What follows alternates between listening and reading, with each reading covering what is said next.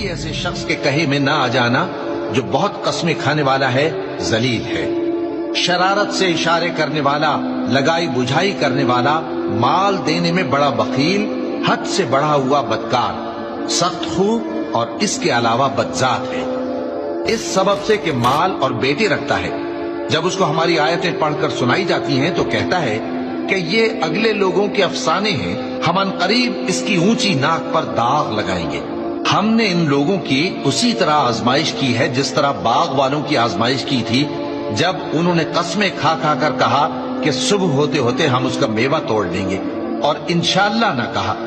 सो वो अभी सो ही रहे थे कि तुम्हारे परवरदिगार की तरफ से रातों रात उस पर एक आफत फिर गई, तो वो ऐसा हो गया जैसे कटी हुई खेती। फिर जब सुबह हुई तो वो लोग एक दूसरे को पुकारने लगे कि अगर तुमको काटना है तो अपनी खेती पर सवेरे ही जा पहुंचो